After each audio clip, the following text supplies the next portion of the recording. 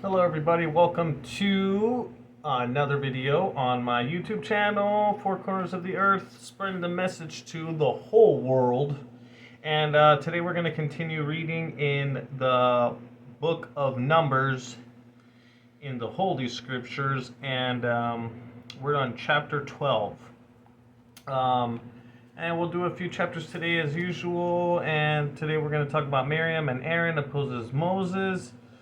Moses is the meek of all. Jehovah defends Moses. The 12 spies sent to Canaan. Bad report from the 10 spies. And so on and so forth. So let's get into it. So the Israelites are continuing to move on through the desert and entering cities and all that. So let's get into it. Follow along with your Bibles, or just watch the video and listen to the audio. Here we go. Numbers chapter 12. Now Miriam and Aaron began to speak against Moses because of the Cushite wife he had married, for he had taken a Cushite wife. They were saying, "Is it only by Moses that Jehovah has spoken? Has he not also spoken through us?" And Jehovah was listening. Now the man Moses was by far the meekest of all the men on the face of the earth. Jehovah suddenly said to Moses and Aaron and Miriam, "Go out, the three of you, to the tent of meeting." So the three of them went out, and Jehovah came down in the pillar of cloud and stood at the entrance of the tent and called Aaron and Miriam. Both of them went forward. He then said, "Hear my words, please. If there was a prophet of Jehovah among you, I would make myself known to him in a vision, and I would speak to him in a dream. But it is not that way with my servant Moses. He is being entrusted with all my house. Face to face I speak to him, openly, not by riddles, and the appearance of Jehovah is what he sees. Why then do you not fear to speak against my servant, against Moses?" So Jehovah's anger burned against them, and he departed from them. The cloud moved away from the tent, and look, Miriam was struck with leprosy as white as snow. Then Aaron turned toward Miriam, and he saw that she was struck with leprosy. Immediately Aaron said to Moses, "I beg you, my lord, please do not hold this sin against us. We have acted foolishly in what we have done. Please do not let her continue like someone dead, whose flesh is half eaten away at birth." And Moses began to cry out to Jehovah, saying, "Oh God, please heal her, please." Jehovah replied to Moses, "If her father would split directly in her face, would she not be humiliated for 7 days? Let her be quarantined for 7 days outside the camp, and afterwards she may be brought back in." So Miriam was quarantined outside the camp for 7 days, and the people did not break camp until Miriam was brought back in. Then the people departed from Hazeroth and began camping in the wilderness of Paran. Chapter 13. Jehovah now spoke to Moses, saying, "Send out men to spy out the land of Canaan, which I am giving to the Israelites. You are to send out one man from each ancestral tribe, each one a chieftain among them." So Moses sent them out from the wilderness of Paran at the order of Jehovah. All the men were heads of the Israelites.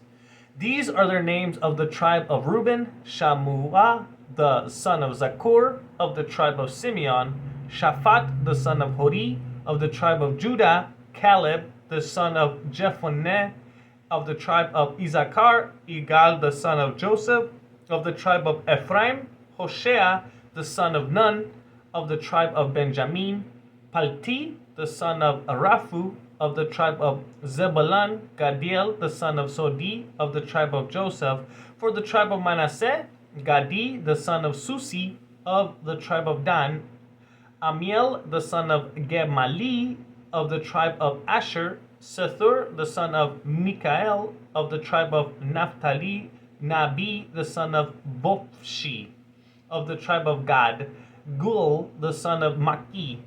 These are the names of the men whom Moses sent to spy out the land. And Moses gave the name Joshua to Hoshea, the son of Nun.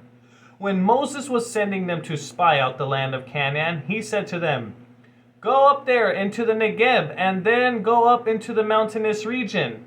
You must see what kind of land it is, and whether the people who are dwelling in it are strong or weak, few or many, and whether the land is good or bad, and whether the cities they are dwelling in are encampments or fortifications. And find out whether the land is rich or poor, and whether there are trees in it or not. You must be courageous, and take some of the fruitage of the land. Now it was the season of the first ripe grapes. So they went up and spied out the land from the wilderness of Zin to Rehob, near Lebo-Hamath. When they went up into the Negev, they came to Hebron, where Ahiman, Shenshai, and Talmai, the Anakim, were living. Incidentally, Hebron had been built 7 years before Zoan of Egypt. When they came to the valley of Eshcol, they cut down a branch with one cluster of grapes, which 2 of the men had to carry on a bar, as well as some of the pomegranates and figs. They called the place the Valley of Eshcol, because of the cluster that the Israelites cut down from there. At the end of 40 days, they returned from spying out the land. So they came back to Moses and Aaron and all the assembly of the Israelites in the wilderness of Paran at Kadesh. They brought back a report to all the assembly and showed them the fruitage of the land. This is what they reported to Moses. We entered the land into which you sent us, and it is indeed flowing with milk and honey, and this is its fruitage. Nevertheless, the people who dwell in the land are strong, and the fortified cities are very great. We also saw the Anakim there.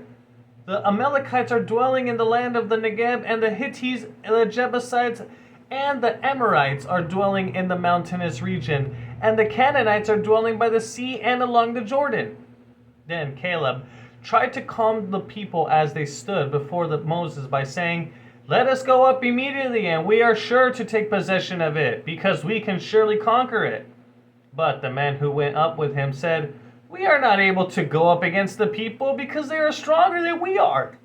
And they kept on giving the Israelites a bad report about the land that they had spied out, saying, The land that we passed through to spy out is a land that devours its inhabitants, and all the people whom we saw in it are men of extraordinary size. And there we saw the Nephilim, the sons of Anak, who are from the Nephilim, and in comparison we seem like grasshoppers, both to us and to them. Chapter 14. Then all the assembly raised their voice, and the people continued crying out and weeping all through that night. All the Israelites began to murmur against Moses and Aaron, and the whole assembly spoke against them, saying, If only we had died in the land of Egypt, or if only we had died in this wilderness. Why is Jehovah bringing us to this land to fall by the sword? Our wives and children will become plunder. Is it not better for us to return to Egypt? They were even saying to one another, Let us appoint a leader and return to Egypt. At this, Moses and Aaron fell with their faces to the ground before the whole assembly congregation of the Israelites. Joshua, the son of Nun, and Caleb, the son of Jephunneh, who were among those who spied out the land, ripped their garments apart. And they said to all the assembly of the Israelites, The land that we passed through to spy out is a very, very good land. If Jehovah is pleased with us, he will certainly bring us into the land and give it to us, a land that is flowing with milk and honey.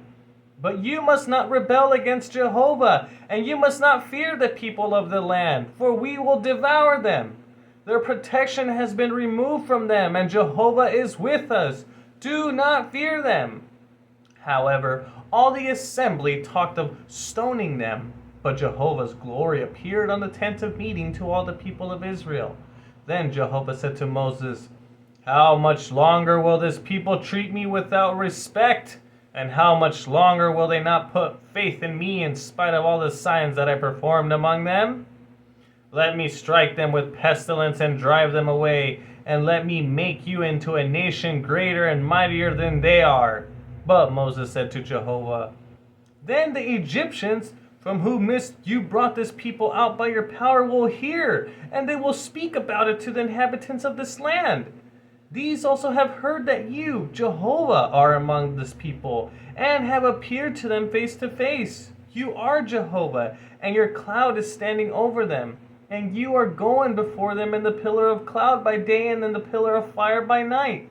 If you put this people to death all at once, the nations who have heard of your fame would say this: Jehovah was not able to bring this people into the land he swore to give them, so he slaughtered them in the wilderness.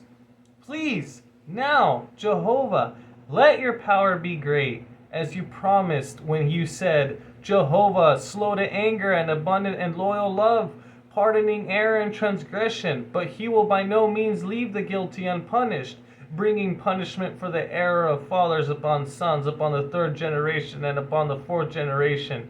Forgive, please, the error of this people according to your great loyal love, just as you have pardoned this people from Egypt until now. Then Jehovah said, I forgive them according to your word. But on the other hand, as surely as I live, all the earth will be filled with the glory of Jehovah. However, not one of the men who have seen my glory and my signs that I performed in Egypt and in the wilderness, and yet have kept testing me 10 times and have not listened to my voice, will ever see the land about which I swore to their fathers. No, not one of these treating me with respect will see it. But because my servant Caleb had a different spirit and kept following after me wholeheartedly, I will certainly bring him into the land where he went, and his offspring will take possession of it. Since the Amalekites and the Canaanites are dwelling in the valley, you should turn back tomorrow and set off for the wilderness by the way of the Red Sea. Jehovah then said to Moses and Aaron, how much longer will this evil assembly keep up this murmuring against me? I have heard what the Israelites are murmuring against me. Say to them, as surely as I live, declares Jehovah, I will do to you just what I have heard you speak. In this wilderness your corpses will fall. Yes, the whole number of you from 20 years old and up who were registered, all of you who have murmured against me. None of you will enter into the land that I swore to have you reside in, except Caleb the son of Jephunneh and Joshua the son of Nun. And I will bring in your children, who you said would become plunder, and they will get to know the land that you have rejected.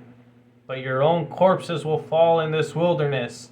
Now your sons will become shepherds in the wilderness 40 years, and they will have to answer for your acts of unfaithfulness, until the last one of your corpses falls in the wilderness.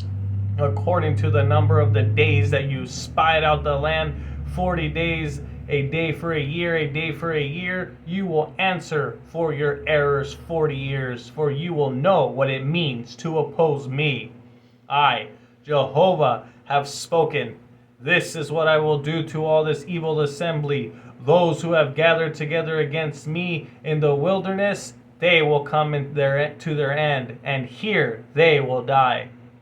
The men whom Moses sent to spy out the land, and who caused the whole assembly to murmur against him when they returned with a bad report about the land, yes, the men who brought back the bad report about the land will be struck down and die before Jehovah. But Joshua the son of Nun and Caleb the son of Jephunneh, who were among those who went to spy out the land, will certainly keep living. When Moses spoke those words to all the Israelites, the people began to mourn a great deal. Moreover, they got up early in the morning and tried to go up to the top of the mountain, saying, Here we are ready to go up to the place that Jehovah spoke about, for we have sinned. But Moses said, Why are you going beyond the order of Jehovah? This will not succeed. Do not go up, for Jehovah is not with you, and you will be defeated by your enemies. For the Amalekites and the Canaanites are there to face you, and you will fall by the sword, because you turned away from following Jehovah. Jehovah will not be with you. However, they presumptuously went toward to the top of the mountain, but the ark of Jehovah's covenant and Moses did not move away from the middle of the camp.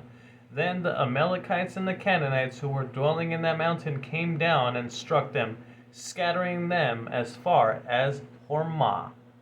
I'm going to pause it there. A little short read today. Wow, what a lot of events that I just read and that had happened. First of all, the Aaron and the other person that were talking bad about Moses, she got leprosy. Like, that's crazy. Okay. For talking bad about Moses. So that was nuts. And then it's interesting how it says that there was still Nephilim after the flood. So that means that the demons were still coming down on earth and having sexual relations with the women and having these, you know, giants, like half, you know, um, pretty much like a hybrid of humans, like half, you know, like DNA from the demons and half DNA of the women humans. So it's absolutely insane.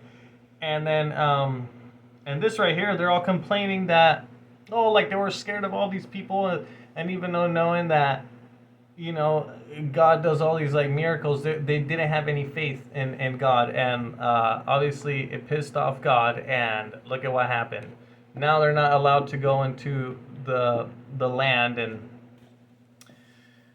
it's pretty sad that that happened. Except like those two guys that were like, oh no, we're fine, we could take them, like God's on their side. Then those people were, you know, like, they get to go with like the other kids, the people who are 20 years and younger. So what a crazy of events, and we'll continue to read on this chapters, but absolutely what a show. So I hope you guys are all doing good, and I'll continue reading the Bible every day if possible. I know some holidays are coming around the corner, so I hope you guys are all doing good, and God bless you and your families. Thank you.